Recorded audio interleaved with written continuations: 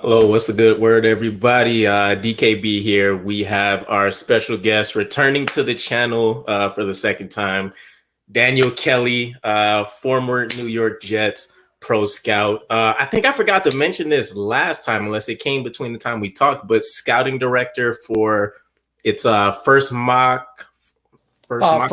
First round mock.com. Yes, there you That's what go. it is. Got you. Okay. Yeah, I think I forgot to mention that last time, but yeah, key to point out, right? Key to Yeah, point out. absolutely. Yeah, I know the site launched on August 30th, and I've been working on it 6 days a week, 17 hours a day. So I'm just coming up for air just for a few minutes here. Yeah, I feel it. So how has it been kind of operating something like the first round mock as opposed to just kind of running through I guess just a normal day in the life of scouting over the off season? There I am. Absolutely. Hey there. Somebody saying hello there. Hello. Yeah, Cy Thompson. Yeah. Hey, I think he was with us last time too. hey, Cy, Um, what's going on?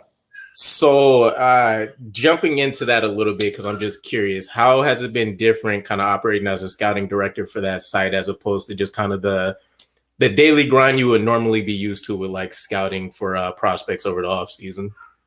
Yeah, absolutely, Dion. It's actually very similar in a lot of ways because it's just a really a deep dive into game film and looking at every staff in the NFL has a scout that's or two that are assigned to the top prospects. And so that's what the site is geared towards is looking at the top 32 prospects and figuring out who they are in the upcoming draft. And so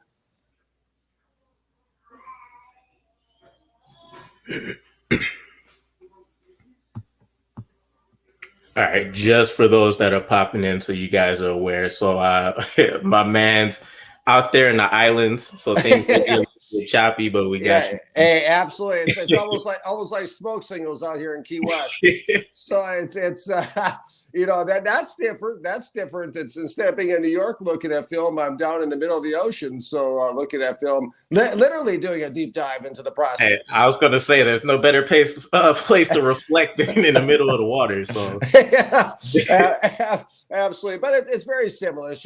It's a 17 hours a day of just deep diving into the game film and discovering the top talent. So it's very, very similar in nature. got you. Okay, and then quick follow up to that. Then, so when we say top 32, is this like a consensus of what like you're hearing or seeing out there about what other people think the top 32 are, or are you guys breaking down like your own? Here's my top 32 ranking. Yeah, the latter, Dion, Okay. breaking down my own top 32. Who the best players are. In order to become a top 32 prospect on firstroundmock.com, there has to be something dynamic. My scouting mentor, a man with 4 Super Bowl rings in the NFL, taught me, hey, Danny, stick. He's the only one that can call me Danny. My dad did too. Outside of that, nobody can call me that. But he's a man that won 3 Super Bowls with the Patriots, so I kind of give him some liberty and some leeway.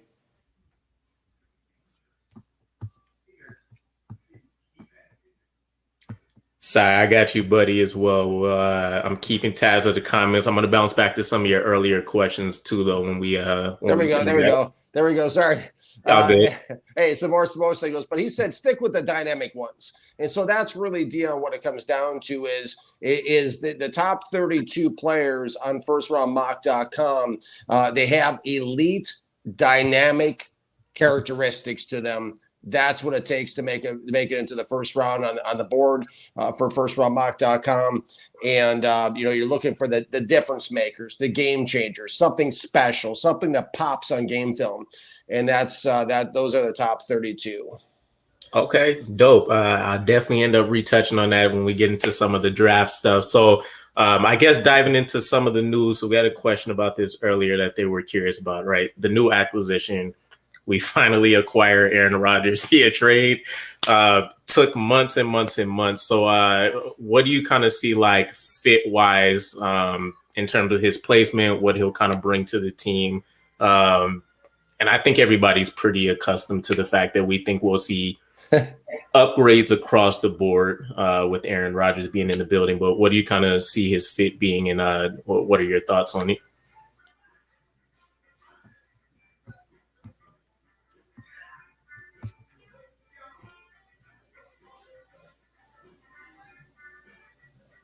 Yes, I'm back. Got you. The Aaron Rodgers acquisition you were talking about. Yeah. Just your thoughts on it. Kind of what do you think he's going to bring to the team, or how that may impact the team? Well, it's interesting because I think it was last early December or late November for SI Jets, I wrote about the possibility. I was one of the first ones actually talking about Aaron Rodgers to the Jets. And I'm not a big fan of the move myself. I know everybody's pretty fired up about it, but I've been writing some really harsh articles about Aaron Rodgers over the last 2.5 years, even back with Green Bay. I thought he was an extremely, probably the most selfish player in the NFL. I thought he did a tremendous disservice to the Green Bay Packers organization, undermining management, trying to play armchair GM, doing all these kinds of things that he did, using the podium to have, air his grievances about team and the management, all that stuff. So I wasn't a big fan of the move to begin with. And also too, my main concern about the Aaron Rodgers acquisition is not even so much about Aaron Rodgers, but it's about the Jets offensive line. I wrote about that for a year and a half for Jets SI, and nobody wants to talk about it. Nobody wants to listen to it. I've talked about it on Fox Sports Radio. I've talked about a number of different places. Is that the Jets offensive line is a serious problem, and when you look at that situation, I looked at the depth chart again tonight. And just looking at the tackle situation, Dwayne Brown, Max Mitchell, Mekhi Becton, these are three guys that are, coming off the, some serious injury problems. We don't even know if Max Mitchell, I don't know. Have you heard if he's been cleared to play yet? So I haven't heard he's cleared to play. I did hear that he's kind of I guess the prognosis, if we can call it that, I heard that it's gone well. So the blood clots are being managed well, if anything, but I haven't heard about him officially being cleared. Right. Yeah. Same thing with me. That's what I heard too. So I appreciate the clarification on that. But I mean, it's just really tough. A 39-year-old quarterback, and you got, a 30, 37, 38, 30-year-old Dwayne Brown with a bum shoulder. Mekhi Becton's been on the shelf for 2 years. You got Max Mitchell with the blood clot issues. Then you got a couple guys behind them that are, play for, about 6 teams apiece. Really no depth at all with, Cedric, what I don't want to mispronounce his last name, and Adam Pankey. You look at those two guys. Yeah. Yeah, so that's a really rough situation to tackle. And then you look inside a guard, Laken Tomlinson really graded out very poorly on PFF standards last year. I thought was an extreme.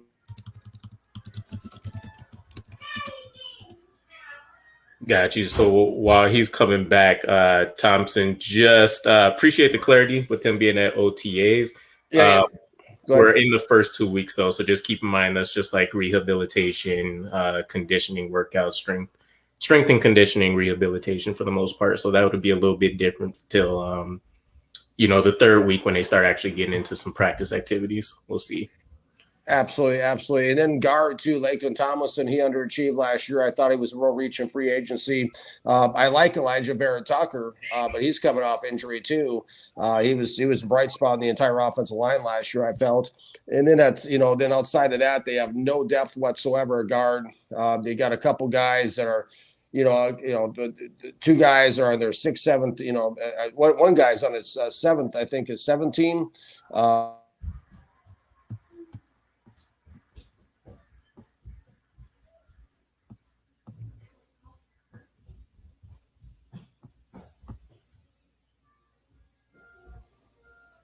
There we go. But you know, you got a couple, three guys behind Tomlinson and Vera Tucker that have no experience whatsoever, and then center, obviously Connor McGovern's a big re-signing, but you know, the guy behind him is you know, he's on a second team. He's undrafted in 2020. Tristan Colin Castillo. You know, so you look at the situation. You got Aaron Rodgers, and you're a heartbeat and a breath away from Zach Wilson being under center again. And really and truly, you're basically going into the 2023 NFL season at this point with two guys that were healthy on the entire roster coming back this year with Tomlinson and then with Connor McGovern, and no real depth whatsoever behind him because Joe Douglas doesn't believe in drafting offensive linemen. He's only drafted 4 linemen in 3 drafts, so no real depth. Now, what will he do in the upcoming draft? That's the question, but he's made no bones about it. He doesn't like to draft offensive linemen. So I don't know what we're going to see here, you know, going into this. I know what the Jets need to do. In my personal opinion, if I was sitting in the draft room, I'd be jumping on the table, doing jumping jacks. I'd be pounding on the table. I'd be making a ruckus to the point where they probably have to have security take me out of the building, because the Jets have to go offensive lineman every single round, I feel. I mean, the cupboard's so bare that if anything happens to any of these starters, you got a 39-year-old quarterback sitting in the pocket. It just is not going to be a good look.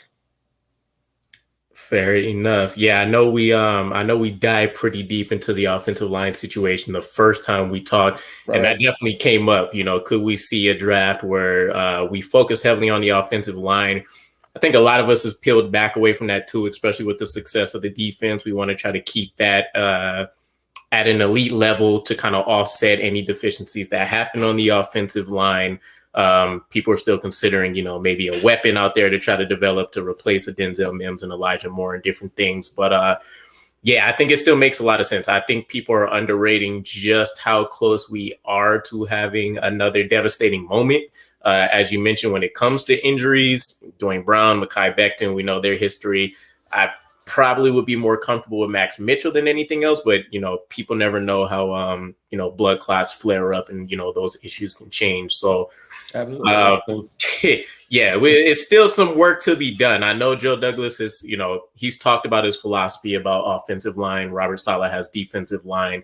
But yeah, to your point, we've taken shots. It's been a mix, free agency and the draft, but we haven't really been able to hit. Players have either been injured or we've seen underwhelming performances. So I won't say it's at least for a lack of trying, but I mean, the point blank period of it is we haven't hit on the shots that we've taken at the offensive line. So we got to continue to throw the darts there. Mm-hmm. Tough state to be in, especially with an offensive line background. I know that's what a lot of people are like shooting Joe Douglas in the foot for early. But I was curious here. So we had this question, and then we'll kind of try to dive into the draft piece of it. What's your overall opinion of the team as a whole? Well, you know, that, you know, at this point, you know, I'm just really, I'm concerned. I'm concerned because, again, that offensive line, I know I keep beating on that same drum, but, you know, to me, it's like the offensive line it's like the engine in a car. And it's the least glamorous position on the team, but it's the most important position I feel outside of quarterback on the team, because for anything else to work, all the other parts to work, the running back, the Breece Hall, the Garrett Wilsons, the Allen Lazards, Conklin, the Tyler Conklins of the world, to CJ Uzuma, you know, all these guys, for anything to happen for them, there's got to be time to throw the ball. It's got to be more than one Mississippi. You know, so to speak, like when we were kids, we were playing in recess or something, you know, one Mississippi, boom, there's the pass rusher. You know, it's got to be better than that. So to me, you know, it's kind of like it's.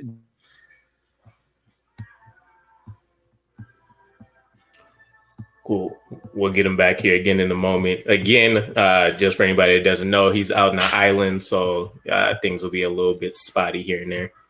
But Joe Douglas has, you know, kind of built this thing backwards in my mind.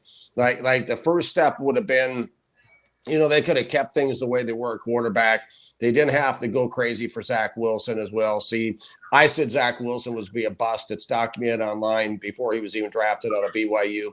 They didn't need to do all this. They could have just focused on, let's build the nucleus, let's build the lineup, then let's kind of go from there. Instead, Douglas, he builds from the outside. He builds all the skill position players. He brings in, pays all the money for this stuff.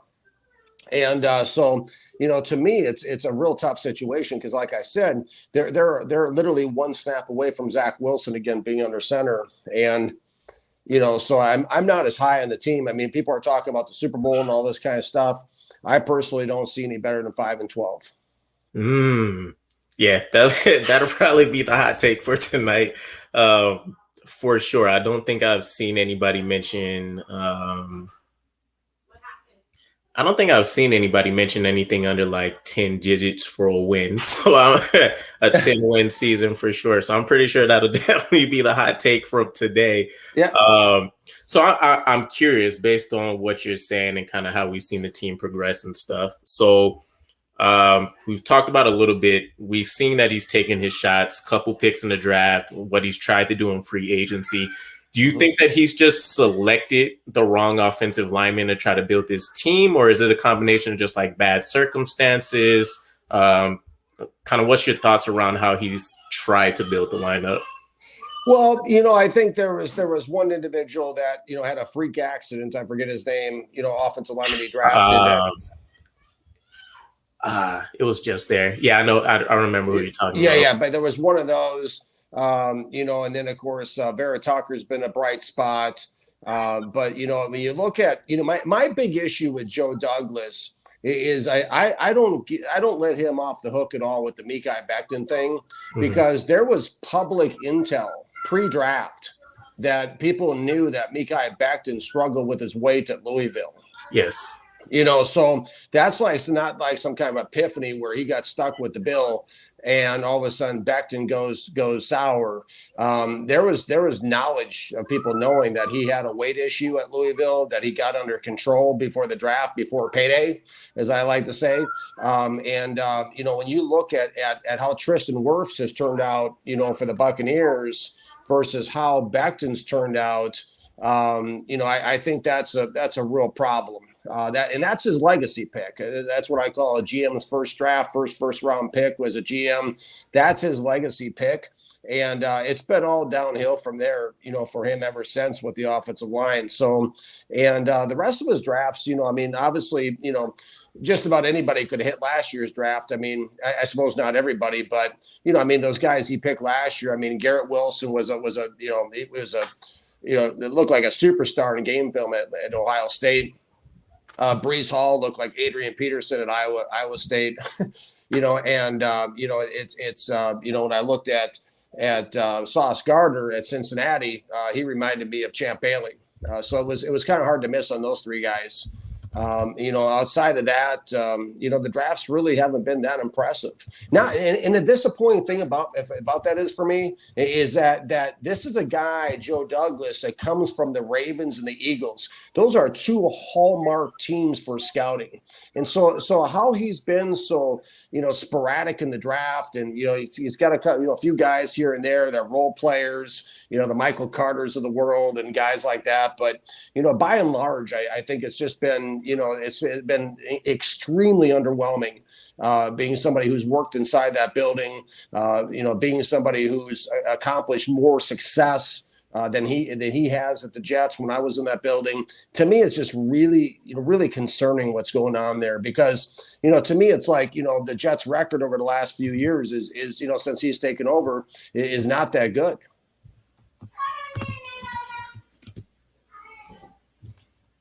Got you. It's up in the air. I've heard very, very wide range opinions on him. Some people think it's just bad luck with his drafts and everything else. He's knocked out the park. Some people are holding him to an extremely high standard, and they think, he's had the 2022 draft, which the 1 year was great, but, obviously people say graded after 3 years for a reason. We'll see how it, deteriorates or keeps up. But yeah, we'll see. Hopefully, I mean, ultimately, I know a lot of people still feel like this has been kind of the best front office head coach combination that we've had within the last 10 to 20 years overall. Between like Tannenbaum really buying a lot of people in free agency, and then like we know how McCagnon and Izzy ended up turning out. So it's not high standards for us to really hold any GMs up to per se. But I was curious, kind of sliding into some of the draft conversations. Mm-hmm. So I remember when we originally spoke, you were highest in terms of our offensive line needs and looking at tackle. You were highest on Cody Mauch in terms of what he was going to bring, his skill set, and what you were seeing on tape. So has anything about that changed, or would you still seriously consider looking at Cody Mauch with our new number 15 pick? Yeah, absolutely. I look at Cody Mauch. It's never changed. Cody Mauch's got the best foot speed, the best lateral footwork of any offensive tackle in this draft. And he carried that all the way through to the Senior Bowl. He's the most versatile offensive lineman in this draft. He can play all 5 positions on the line, kind of like we saw the value this year with Elijah Vera Tucker, be able to slide out the tackle. Mauch can do everything. And the thing about Mauch I like the best is he's just a tenacious blocker. He's a guy that gets after both as a pass blocker and a run blocker. It's the first guy you want coming off the bus with that big smile with no front teeth. That long hair and stuff. I mean, he's just an offensive lineman. He reminds me of Joe Jacoby that used to play for Washington back in the 80s, only much more athletic. He's a guy that just, he definitely wants it more than any.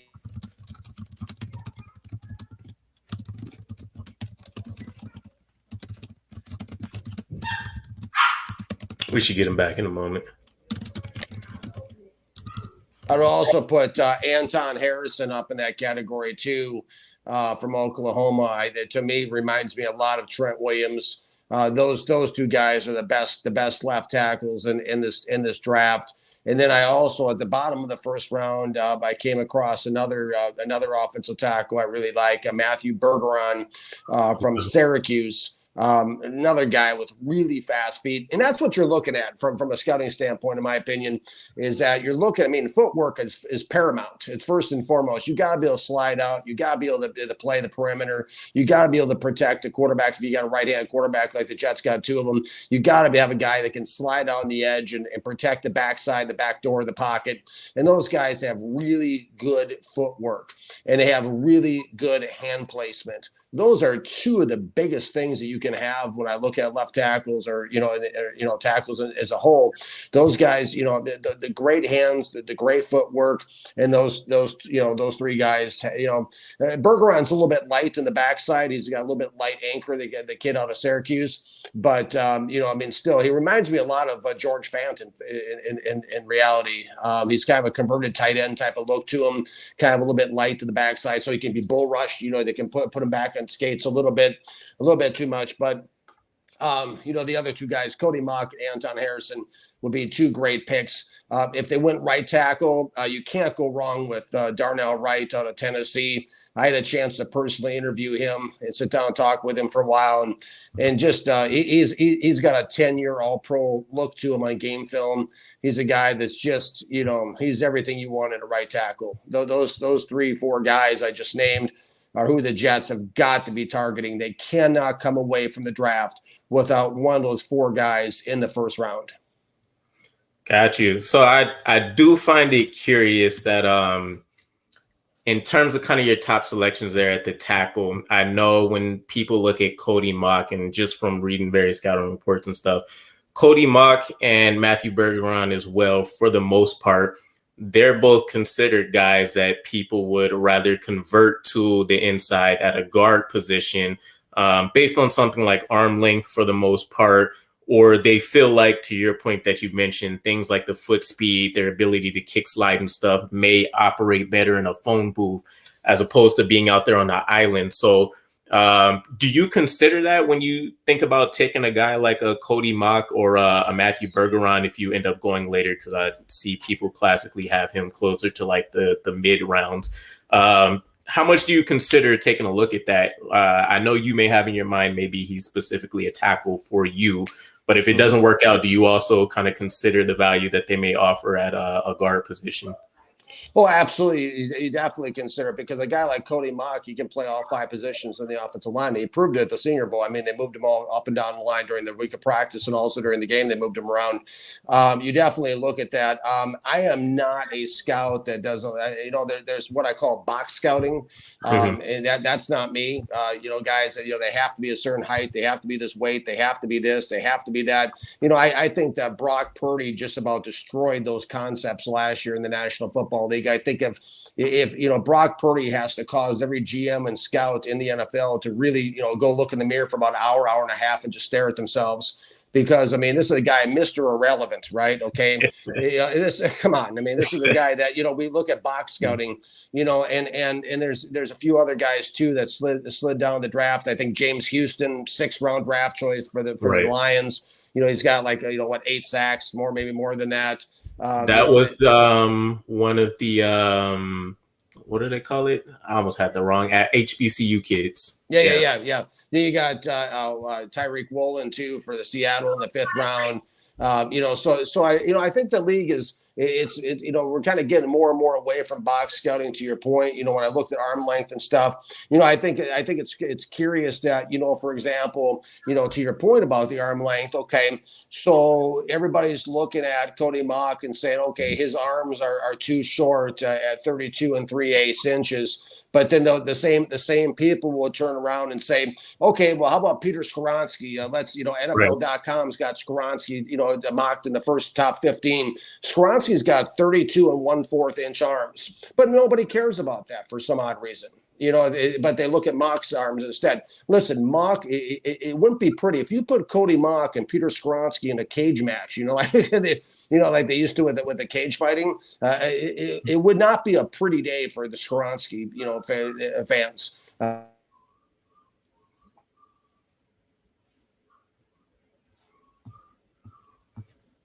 right. Once again, we'll get him back here in a moment.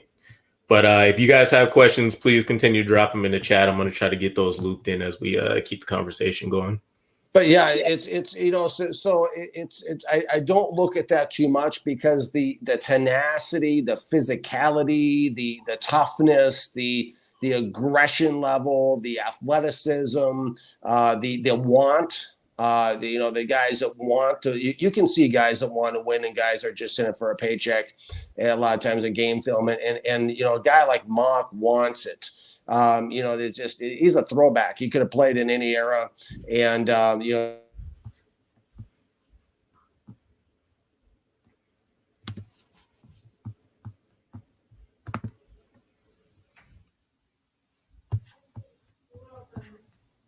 he has just a lot of want is what he has. I really advocated really hard last year for Ikem Ekwonu for the Jets and SI Jets from NC State. Ekwonu really came on. These are guys that you want. These are culture changers. These are guys that have a defensive mentality on the offensive side of the ball. These are the type of guys like Todd Berger was back in the day for the Jets. The guys that, if you touch my quarterback, I'm going to punch you in the mouth. I mean, like that's what these guys are. They set a tone. They change chemistry. They're infectious. They're fun to have around. They want to win. Guys like Jumbo Elliott, back when I was with the Jets, guys, like a guy like a Taylor Lewan, the guy that, on the Titans, Cody Mock is like a Taylor Lewan. Is a guy that just, don't touch my quarterback. If you do, you're going to have a problem. So that's what I like about these guys. And opposed to, the other big names we hear being thrown around, Skoronski does not have the feet to play left tackle in the National Football League. Skoronski's a guard. Broderick Jones, it blocks people like he's a boxer. He gets beat. He chases guys way too much to the back door of the pocket.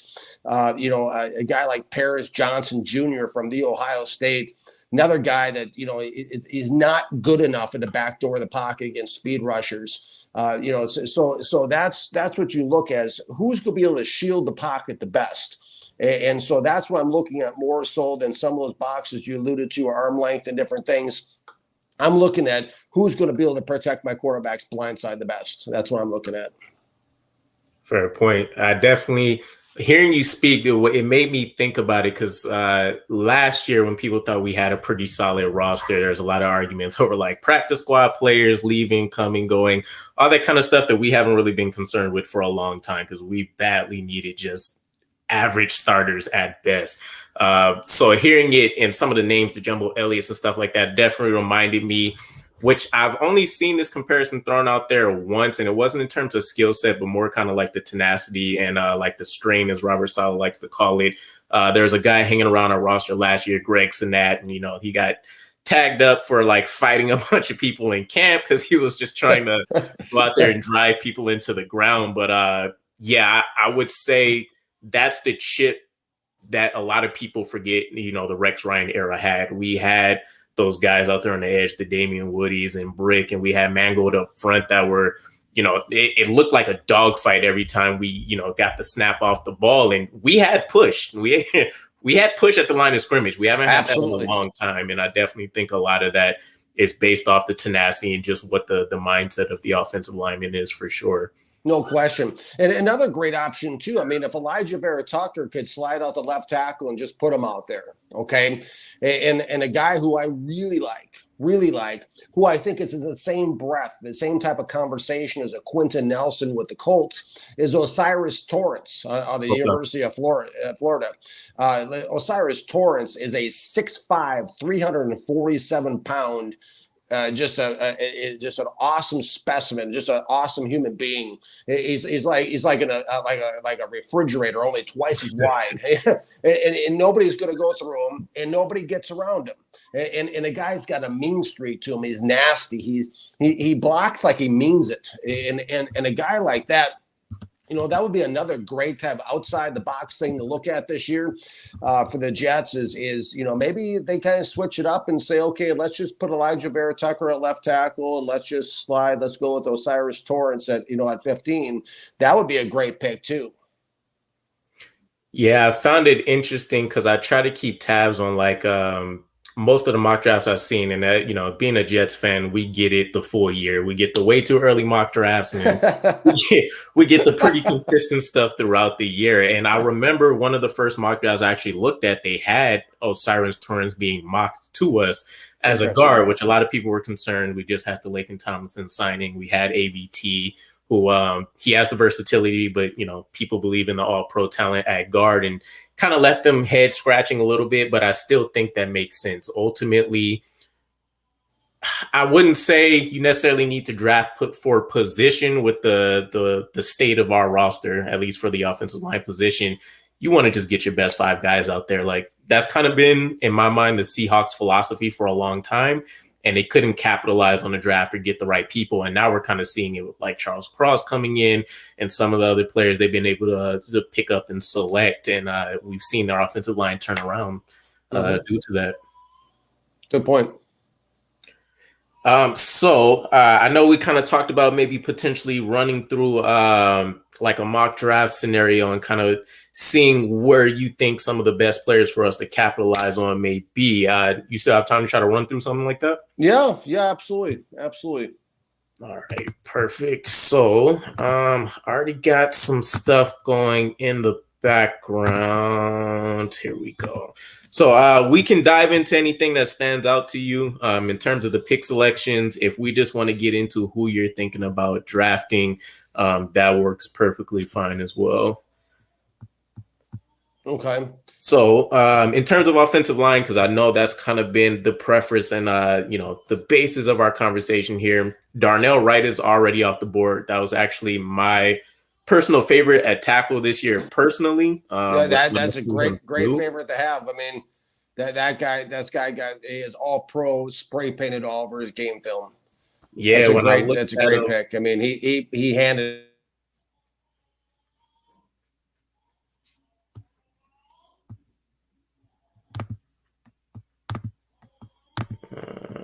Oops, my bad. Chat ended up scrolling. There we are. Yeah. I think Darnell Wright would have been smart. It's been interesting how the mock drafts have been moving lately, but Darnell Wright's got all pro spray paint all over his game film. I mean, that's a great pick. I think so. Okay, this is actually this will probably be my question, and then I'm curious on who you think we should pick here. So I know with a guy like Darnell Wright, for me personally, the only real question I had is he was another guy that kind of has some weight concerns, right? Not in the same mold as Mekhi Becton, but he was playing around, I think, the 350s, then shed 20 pounds, was playing around 330. And then this was the year that we seen him actually have like very solid tape against guys like BJ Ojulari, and then Will Anderson, for example. And he potentially still has the ability to go and shed, maybe 10 to 15 more pounds and make the most use of his frame out there. So I guess the question would be like with Mekhi Becton in his situation, injury status aside, and kind of the transformation that we've seen from him this year, would you take that into consideration as him being able to kind of be like a mentor to somebody if the only concern for you would be something around like the weight? Not so much. I mean, anybody can be a good mentor. I mean, he has experience. I mean, with somebody younger as far as teaching techniques and stuff like that. But yeah, I mean, Bill Parcells, when I was with the Jets, had a saying: 2 years in the NFL is a lifetime, and 2 years being out of game shape, 2 years being out of game action, it's going to be really tough from a physical standpoint to get back to that level for Mekhi Becton. I'm not counting on him at all. I know that people were counting on him last year, and it was just a joke. Unfortunately, I mean, he walked up to the podium with that T-shirt on that said "Big Bust," and it was a sad joke, is really what it was. And he could hardly even put on the pad.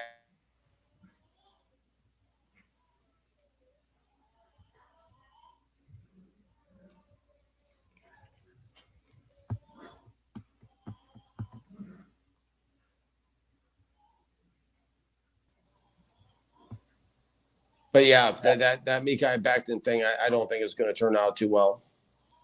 Fair enough. All right. I will let you have at it. So, assuming offensive tackle is the position you would prefer to target, we can take a look at whatever, but here's essentially what they have as the top options available for you.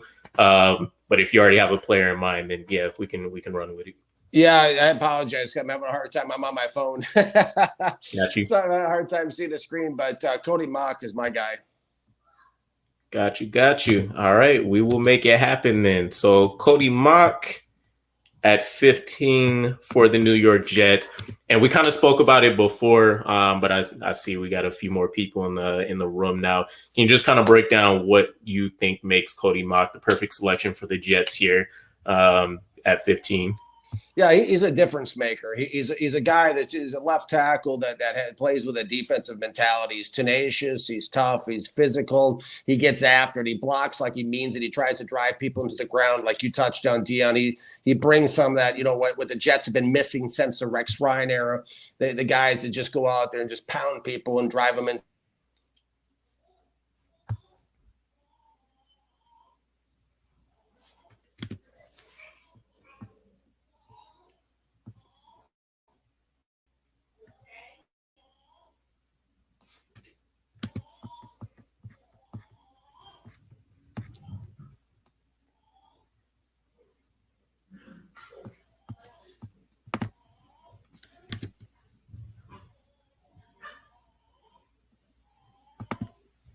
Okay, did we get him back yet?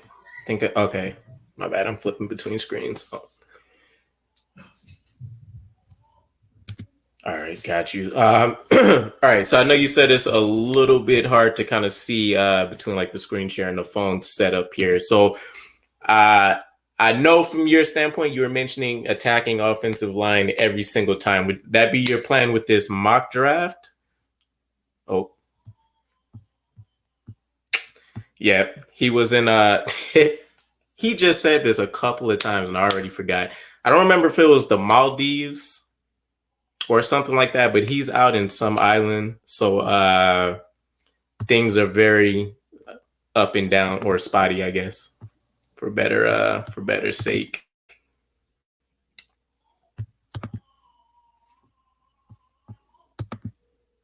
All right, did we get him back? Can you hear me?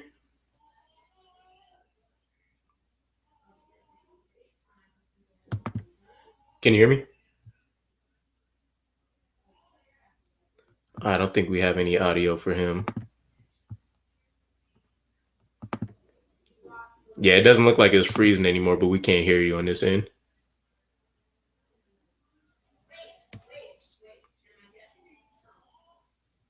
Yeah, still nothing.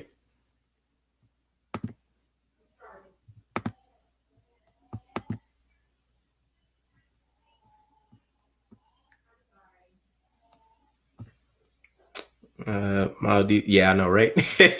I'm not 100% sure that's where he said it was, but yeah, it's a nice island for sure. Somewhere. Um, Cody would be getting paid right away. I mean, yeah, that's the name of the game with whatever offensive lineman we're going to end up selecting in the first round. Like they're going to get a nice bag. So yeah, so Leroy, maybe that's what it was. Dark Soldier Malta. I know it was something with an M for sure. Yeah, Super Leroy. So yeah, Cody Mock has been his guy. I had him back on like months ago. Cody Mock has been his guy since last month. Like his opinion hasn't changed. He's felt like he's a first rounder for time now. So Okay, I'm back. Got you. Okay, yeah, we can hear you. It sounds good. Cool. So yeah, we were talking about it, right? I know you feel we strongly need to get after this offensive line this entire draft. I think he froze up again. Hold on, let me wait for it.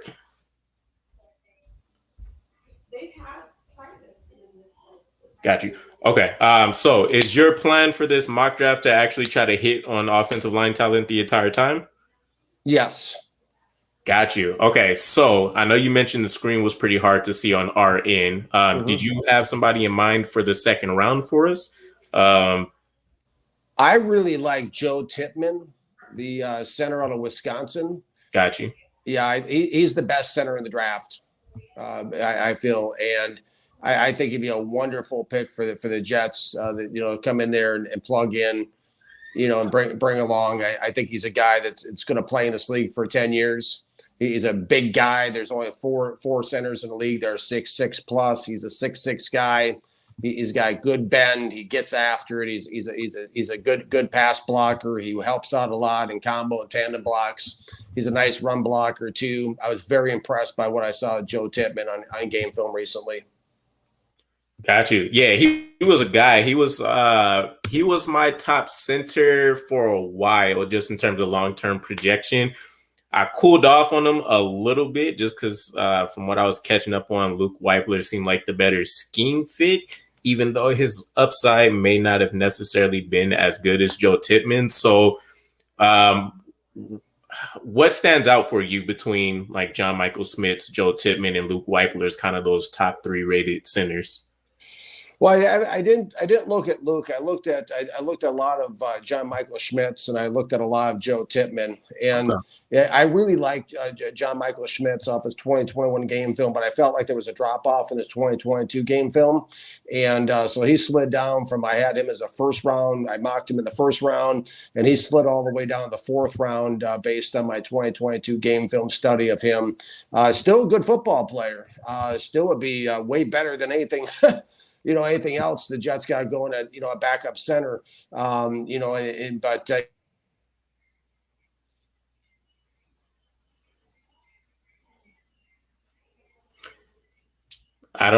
I didn't see Leroy. I didn't see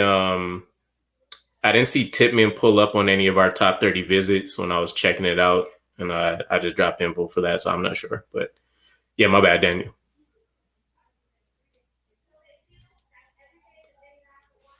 So I know you said that there was a little bit of a drop off in like this year's tape for you, but overall, still seems like he would be the best center prospect for you.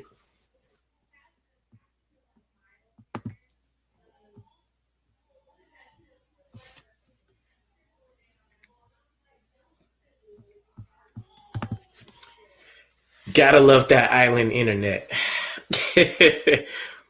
We'll see if we can get him back. But Yeah, as we've been chatting, his game plan is realistically he wants to nail an entire draft of offensive line picks. You know, the way the drafts have fallen, the free agency options we've done. He doesn't necessarily believe in a lot of the starting talent that's there, obviously, based off recent history. But then you also have to factor in the depth concerns that we have. So that's kind of the thought process here in this particular mock draft for us. Yeah, Leroy, to your point, yeah, Cody Mock's the guy with the missing buck teeth in the front. Hey, Cody looks the part. Yeah, he has that mean hockey face. Yeah, he does. Okay, so we're in the fourth round now with us not having a third rounder, and we traded our additional second. So things start thinning out a little bit. Are you starting to look at maybe like a guard prospect here, or do you start taking a look at like another tackle? Yeah, I think another tackle. I mean, I have him in the third round. It's possible he slides to the fourth round, but I really in this specific area of the draft, I really like Jalen Duncan, the offensive tackle, left tackle from Maryland. Okay. Yeah, he ends up coming off the board already for ours. So some of the names at tackle here that I see available: Wanya Morris, Jordan McFadden, John Ojukwu, Jackson Kirkland, Connor Galvin is kind of the next top 5 guys they have. Yeah, no, and who's the top 5 guards that's still on the board? As far as guards, we have Emil Ekiyor Jr., Braden Daniels, Andrew Voorhees, Chandler Zavala, and then Nick Broker. Andrew Voorhees by far, if he's on the board. Absolutely. I mean, I had Andrew Voorhees in the first round prior to the injury at the combine, the freak injury, which was really unfortunate. Voorhees is an absolute, just annihilates people in game film. The guy gets after it. And yeah, he's coming off the injury, but, and I understand, the injury problems the Jets have had at offensive line, but Voorhees is a great investment in the fourth round. That's a guy that, maybe he sits out, for a few months of the season, or you're talking about a first round talent, a guy with a first round mentality. Yeah, I think I've seen him like floating around in the seconds for the most part, but he was definitely on the rise. And I think if nothing else, he definitely made a lasting impression, because one of the last few things I remember is he still went out there the next day and did the bench press. Yeah, I remember seeing that. That was impressive. And I think he still did pretty well. I think he did like 28 reps, 28, 30 reps, something like that. With a bad leg and everything to attach to it. So, okay. Andrew Voorhees here for the guard at us. This will be more of a second-year projection in this case for us, assuming he doesn't have some kind of Adrian Peterson-like hitting ability and comes back earlier than expected. That's right. Really impressive. Yeah, I mean, that thing he did at the combine you touched on at the bench was really impressive to me. Yeah, not a lot of people kind of in my head, my brain immediately says he has kind of like that Mamba mentality. He'll still go out there and finish the free throws after the injury. Yep. Agreed. All right, where are we at? Okay, so we're coming up on, I believe, our final pick, because I think we only have one left in the fifth, and I think we have two fifths. Okay, 2 fifth rounders. Do you try to double down potentially on like center prospects, or is this a situation where you really just start continuing to take a look at like tackle and guard pieces? Yeah, guards. I mean, that's where you start filling in guard spots. You're not going to find much in the way of tackles after the third, fourth round, as far as the footwork's concerned and the handwork and stuff. You really got to move inside, I feel, at that point. But there's still a lot of good guards to be had, in the draft at that point. 5th, 6th, 7th round.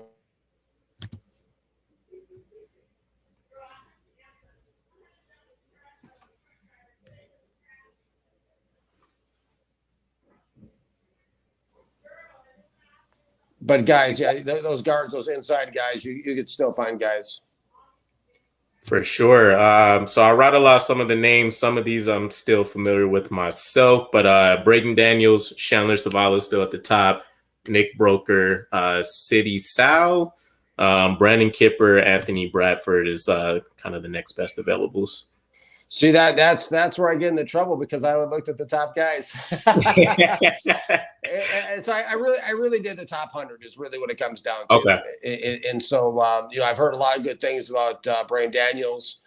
At that point you're really looking for size you can develop in that area, and the Jets are so thin at backup guard. I mean, like I pointed out at the top of the show, I mean, all they got is a bunch of undrafted guys, guys of no experience, Chris Glass or Eric Smith. Guys like that, Wes Schwitzer, from Washington. He's on his third team. He's a 6th-round pick. You're looking for new, fresh players, guys that have the size that can be plugged in just in case of something goes wrong with Tomlinson and Barrett Tucker. Yeah, 100%. Yeah. So, I mean, we don't need to move forward with it then any further, but taking a look. So we come away with Cody Mock, Joe Tippmann as our new tackle and center. Both potentially have versatility of guard. Joe Tippmann's case, center guard potential in Cody Mock's area of expertise. He could potentially play all 5. And as you mentioned, we've seen it at the Senior Bowl, more guard and center experience. He's obviously came away from NDSU playing mostly tackle. So we have a lot of upside there to look forward to just in terms of kind of having fail-safe options if the injury bug does happen to creep up again for us. And then we have a long-term prospect that ends up essentially being a steal. I start kind of taking a look at those guys as kind of like the Bryce Hall effect, guys that if it wasn't for injury, you're seeing them off the board much, much earlier. So as far as being able to build up the team, starting potential and depth, this is definitely a huge mark for us. I mean, unless things just fall off a cliff, you're taking a look at some long-term prospects here with just the way the board ends up falling. So when we talk about like Cody Mock, do you see him being able to compete as a left tackle right away, or is his best option to get on the field to compete with Max Mitchell on the right side? No, I think he's a plug-and-play player at left tackle. Got you. And I'm assuming same thing with Joe Tippmann. Do you think he beats out Connor McGovern, who we recently resigned back, or is he a guy you just kind of let sit and marinate, hone his craft, and then year 2, you hand him the keys?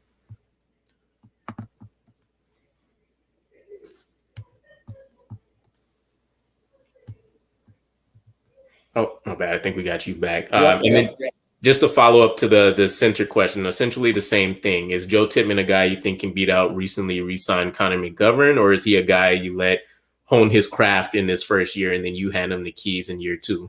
Yeah, the latter. I think there's so much that goes into playing center in the NFL with all the line calls and adjustments and everything else that goes into it. It's not just snapping the ball, as we all know. I think he could really stand a year under Connor, really learn.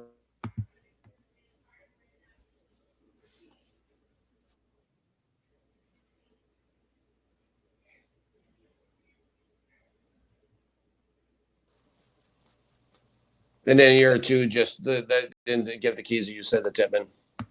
Got you. And then kind of final thought from me, at least, and then I've been trying to keep pace with stuff in the chat, but I haven't seen too many more questions come up we haven't ran through already. When it comes to our tight end position, in my opinion, it's realistically set. If you want to take a shot, just take a look at a guy that will end up being an undrafted free agent or something. But there is a player that I've been kind of curious about when I've been running through like mock draft experiments. Darnell Washington is somebody you could potentially use as kind of like a pseudo tackle option, right? Kind of that CJ Uzomah role, which we really didn't want him in, but his blocking is so impressive that he could essentially be that. Would you consider him being a smart pick? Probably not at 15. I think obviously getting one of the tackles we mentioned makes more sense. But if he's there in the second round, do you consider him versus like an offensive line as a smart addition that can kind of play the role of a semi-offensive lineman, but gives you that playmaker skill set? Absolutely. I really like Darnell Washington. I like him a lot. I think he's severely underrated. It kind of like a Darnell Washington to me is kind of like a an NBA, like a Patrick Ewing or something, like a guy running routes down the field. At 6'7", nobody's going to be able to cover him, downfield. The safeties, the linebackers, he's really good at the intermediate level of the field. I think that nobody really knows how good this guy is going to be because he was behind Brock Bowers at Georgia. He didn't get a chance to see the playing time. Absolutely, if Darnell Washington's in their second round, you've got to strongly consider him. He's, as you mentioned, he's like having a 6 offensive lineman on the field in addition to his receiving skills and his size and aggression and everything else. I think you definitely have to look at a guy like that for sure, because you just build your team around the talents you have. Maybe the Jets go to more of a 2 tight end system at that point, and create mismatches that way. 100%. Yeah, he's he's been on my board for quite some time since I've seen him at the combine, like almost take the take the little foam thing off of the blocking rack. It was pretty impressive, especially seeing other guys that look stronger or at least have a bigger like physical build to them, and you're seeing them go out there and struggle and kind of have to lean their body into it for sure. Yeah. I know on my end that kind of wraps up my questions. I double checked in the chat and stuff. I didn't really see anything, but do you have any kind of like surprise prospects that really like jumped out to you within like the top 100 you've been scouting? We really need to keep an eye on as like good value picks, or any kind of like parting words. Yeah, I think there's definitely there's a lot of guys that jumped out to me this year. I keep going back to Malik Cunningham, the quarterback out of Louisville. This is a guy that to me, like at the top of the show, I mentioned, when I first looked at him on film, I really and truly thought it was Randall Cunningham's son. The way he moved around the pocket, his body language, his mannerisms, he is just the way he looked on film, the way he ran the offense, and that is like, wow.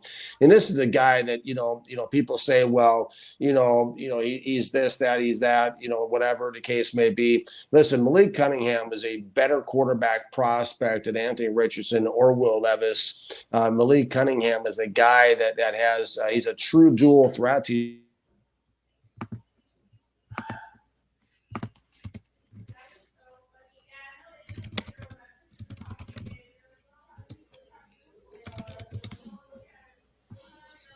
He's every bit the runner that Justin Fields is. I mean, this is a guy that had a higher QBR rating than Lamar Jackson when coming out of Louisville. He had a higher completion percentage than Lamar Jackson coming out of Louisville, and a higher yards per completion percentage than Jackson did. So that's a guy I've always been very interested in. There's other players too that are very interesting. For the Jets, guys, there's a guy like, I don't know if he'll slide. I don't think they can go defense, but I love Keon White from Georgia Tech. I love him. I think I look at a guy. I mean, Kalijah Cansey's another guy I absolutely love from Pitt. Emmanuel Forbes from Mississippi State is another guy I love. That's the cornerback, right? Yeah. He's my top corner of the draft. He's got a lot. I mean, he's the closest thing to Sauce Gardner in this draft. So I mean, if the Jets went off script and did something, if you had Sauce Gardner and Emmanuel Forbes at the 2 corner positions long term, that would be a huge boost in the AFC East for the team and that. But I really, at the end of the day, I think they got to go offensive line early and often in this one. And the nice thing about it is they can afford to go offensive line because they have all the rest of the positions pretty much squared away. But if they really want to protect their investment with Aaron Rodgers, if they really want to protect what they feel is development upside for Zach Wilson, they've got to hone in on the offensive line on this one because, if Joe Douglas turns around and picks one offensive lineman in this draft like he has the last few of them, it's going to be a real problem. Fair enough. I think that's probably the most underrated thought process that a lot of us don't have. We want the exciting picks, the sexy Oh, ones, absolutely, with the wide absolutely. We all receivers do. and that We for all do. sure. No, nobody wants to take an offensive lineman in the first round. Nobody wants that. I mean, that's not glamorous. But I think if the Jets if they can really stock up on the offensive line, I think this team could definitely do pretty well down the stretch. Yeah, I won't argue it. When I take a look at the teams that I really wanted us to emulate, the Dallas Cowboys, the way the Colts have built up their line recently, the Seahawks in the last couple of years, like nobody's complaining now. If they hit on their skill positions in the mid rounds or wherever they want to take their chances on, it doesn't ultimately matter. As you said, the offensive line is, effectively our engine to make everything else operate. And we've strongly seen that over the years. It didn't matter that we had Elijah Moore and a freak athlete and Denzel Mims and bringing over Corey Davis, all of these other pieces. We couldn't get anything going. We bring in CJ, yards after a catch beast. We can't even use him in that role because our offensive line is so depleted. So I'm right with you. Yeah, absolutely. Well, the problem is, I mean, the Jets have given up the highest amount of sacks in the NFL over the last 4 years. They've given up 190 sacks, to your point. And so that makes it really tough. They've burned through two first-round draft picks, a quarterback and Sam Darnold, and now Zach Wilson. So that all plays into it. Is that without those offensive line pieces in place, everything else falls apart.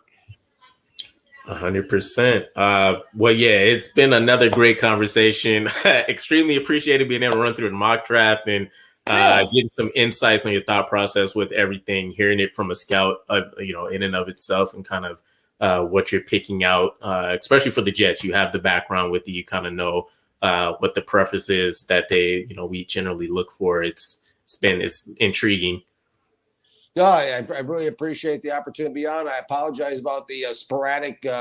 We got the internet going down here ever since the Hurricane Ian came through last year. The internet's been we just got the tail end of that storm, but the internet's never recovered ever since. So that's been pretty bad. So I apologize about that. But thank you so much, Dion, for having me on your show and being a part of your mock draft and a part of your audience and everything like that. And I still got the hat on, JETS, and I really want to see this team to win. The problem is I care too much. I love Jets fans. Jets fans were great to me my 4 years with 4 seasons with the team, and I really want to see this team win. And that's why I get so darn frustrated when I see the offensive line, for example, not being built up the way it should, because I know, like we've been talking about, that's what needs to happen for this team to go where it needs to go.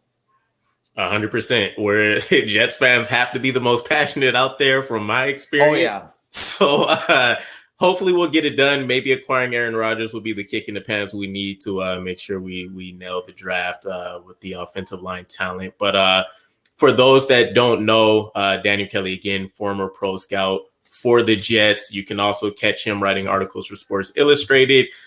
You'll check him out on firstroundmock.com. He's running through some of the most elite prospects that you guys will be able to find in the draft. And again, that's fairly new for him. So please go check that out. And yeah, if you have any other shout outs, feel free. And we'll call it a night. Hey, absolutely. It's I just want to wish everybody a great draft.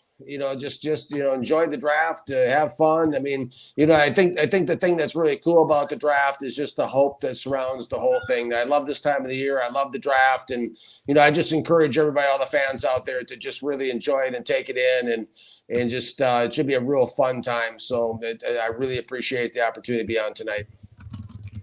Yep, no doubt. Appreciate you coming on.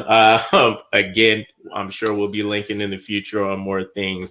It's been awesome. Appreciate everybody in the chat that had questions and comments as we ran through everything. Yes, thank you. And I hope you enjoy the rest of the night, my man.